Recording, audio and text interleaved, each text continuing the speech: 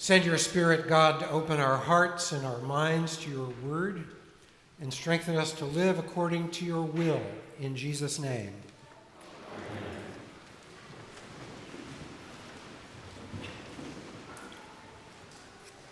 I begin with a word of warning this morning. This sermon is a bit thin in the joke department. My assignment is to preach on Independence Day, and you cannot talk about the 4th of July at All Saints Church without at least mentioning our public life. Now, obviously, there is a lot of hilariously stupid stuff going on in American politics right now, but it's hard to think up a joke about the election that won't get All Saints back in trouble with the Internal Revenue Service. It is nearly impossible to say anything sane and rational this year without making it appear that you're taking sides.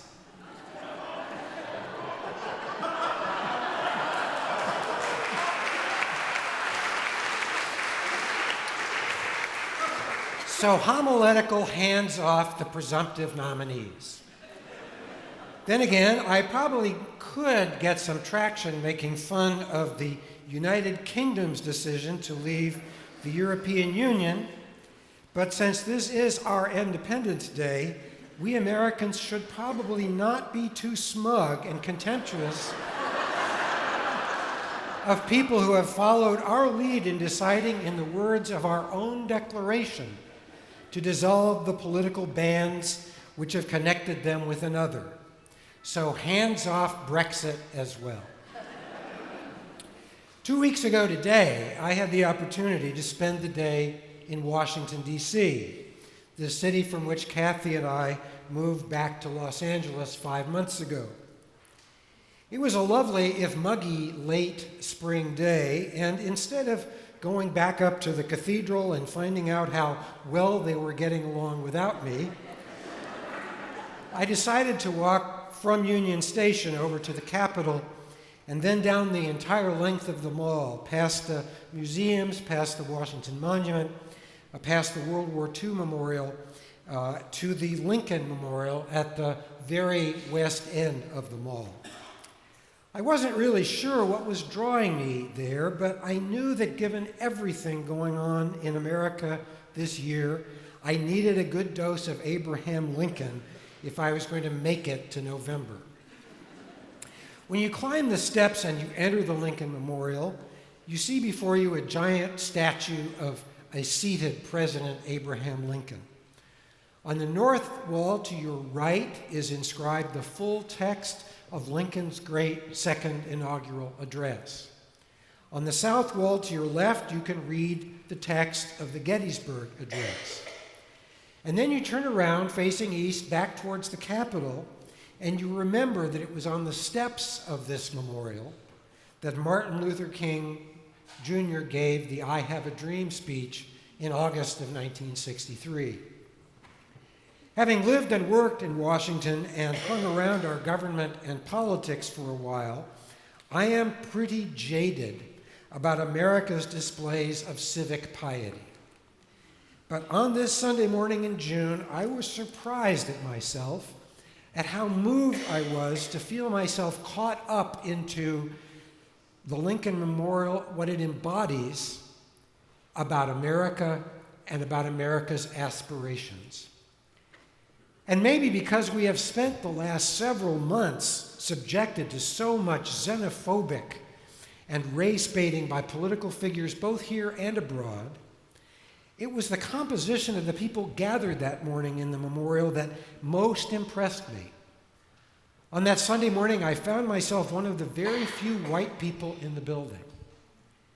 The group gathered that day was a tapestry of the makeup of the American nation as it is coming to be: African Americans, Latinos, Asian Americans, whites, and some Native Americans, all mingling together and paying tribute not only to our greatest president, but paying tribute also to the vision of America that he lived and died to advance.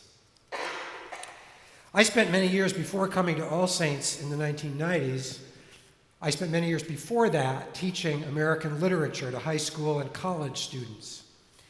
In those years of living with American texts, it always struck me as pretty obvious that from our beginnings, from our colonial beginnings, our nation has lived with two competing visions of itself. One exclusive, the other expansive. For some, like Benjamin Franklin or Jay Gatsby, the American dream is the possibility of making it big in terms of money or fame or what we otherwise label success. For others, like Walt Whitman and Frederick Douglass, the American dream is the opposite. It's a communal vision of shared hope and mutual accountability. So, is America about lifestyles of the rich and famous, or is it about the social safety net? Yes, generally to both, but yes, only to one for those of us who follow Jesus. Now, I've never been one of those people who want to talk about America as a Christian nation or of the founders as Christian people. Please. The Declaration does not mention Jesus at all. It talks about a vaguely defined creator as nature's God, and it uses the phrase we just read together about divine providence. That's all the Declaration says about God, a vague set of abstractions. Half of those guys gathered in Philadelphia to write that declaration were deists. And deism isn't even a religion, it's a philosophy. So don't go looking to the Declaration of Independence for religious advice on personal or social issues.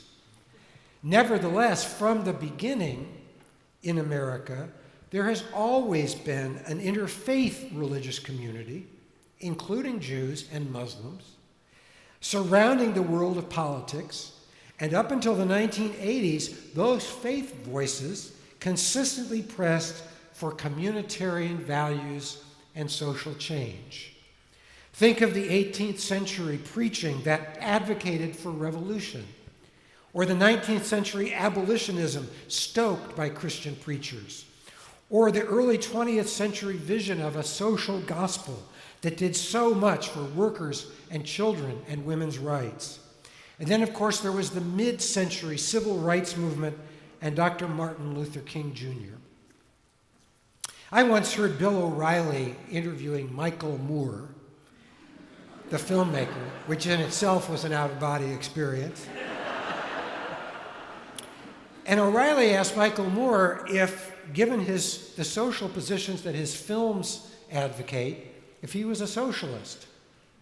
And Moore thought for a second and said, "No, I'm not a socialist, I'm a Christian." For those of us who follow Jesus, there can only be one version of the American dream, a dream of racial and social and economic and political justice. That dream has been articulated not by fast-buck entrepreneurs or by evangelists with shooting French cuffs with razor-cut hair, but by women and men who have felt the call of allegiance to something bigger than themselves. These Christian change agents have steadfastly looked to the example of Jesus and the way he lived, saying no to imperial pomp and oppression, saying yes to compassion and liberation. And they have brought those values right squarely into the political discourse of our nation. Doing this is hard work. They held to a vision of America that was not universally held or admired. Remember that we killed runaway slaves. We beat striking miners. We murdered civil rights workers. We burned crosses on integrationists' lawns. So what kept these visionaries going?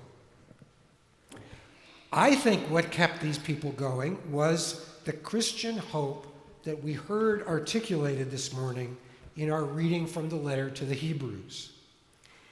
The 11th chapter of the letter to the Hebrews tells the story of Abraham and Sarah, our progenitors in the faith, who left their home for a new country And they did so without any guarantees, only with the divine promise of a place whose designer and maker is God.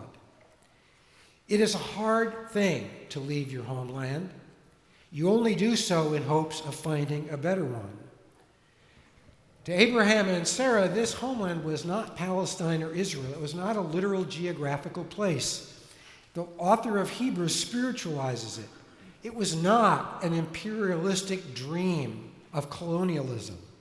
It was a pilgrimage towards a place in the imagination, a place in the mind of God, a place in the hearts of human beings.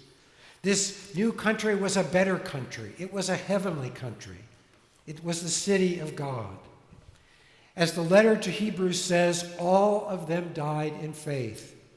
They did not obtain what had been promised, but they saw and they welcomed it from afar. By acknowledging themselves to be strangers and exiles on the earth, they showed that they were looking for a country of their own. If they had been thinking of the country from which they had come, they would have been able to return to it. But they were searching for a better country, a heavenly one. So God is not ashamed of them or ashamed to be called their God. That is why God has prepared a city for them. Those of us who follow Jesus will always be, like Sarah and Abraham, strangers and exiles on the earth. Like them, we will always be divinely discontented in a social order that fosters or even allows social or racial or gender or sexual or economic injustice and inequality. Like our biblical forebears, we 21st century followers of Jesus will ever be restless to establish what the author of Hebrews calls a better country, that is, a heavenly one. This divine restlessness does not mean that we're going to go out and try to put the 10 Commandments on courthouse lawns or make kids stand up and say the Lord's Prayer in our elementary school classrooms. It does mean that together, we who follow Jesus will work to have America resemble the inclusive and egalitarian community that Jesus established in the face of the Roman Empire. That is the same vision that our communitarian precursors in America have always held. A nation not of power but of compassion. A politics not of advantage but of justice. A social order not of privilege but of equality. And a society where there are no insiders and everyone knows what it means to be valued and at home.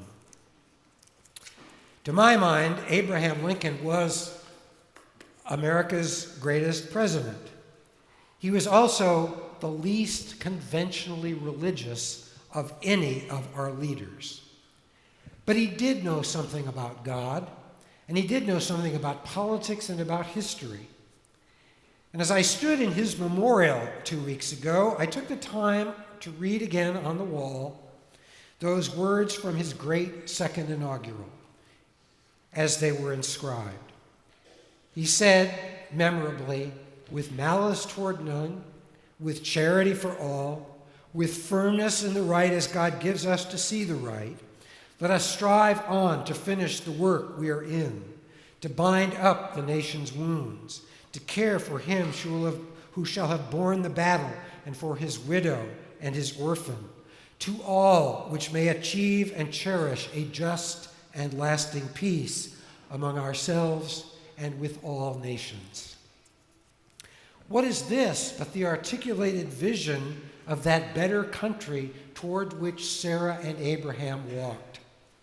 You and I will always be strangers and exiles in any society that falls short of the vision of justice and peace the gospel holds out for us. On this Independence Day, and especially on an Independence Day in the middle of an election year, we who yearn for a better country do not have the luxury of wallowing in our shared alienation. Let us strive, as Lincoln said, to finish the work we are in. Let us not just look forward to that better country, let us walk toward it and build it here and now. We will not see or achieve that better country by looking back to some imagined time of privileged greatness. We will achieve it by walking forward to that better country, making common cause with all those who are inspired by the dream of a place where God's priorities and our priorities might just resemble each other. So let us look, and let us walk, and let us build. Let us welcome that country from afar and bring it closer now with our faithful prayer and action. Together, we can achieve Lincoln's vision of a just and lasting peace among ourselves and with all nations. Walking to that new country will not be easy, but it can be fun. And as we go there together, we will come to know in our hearts and in our lives that the country we build and the place we inhabit is being achieved for us, for our sisters and brothers, and for God. Amen.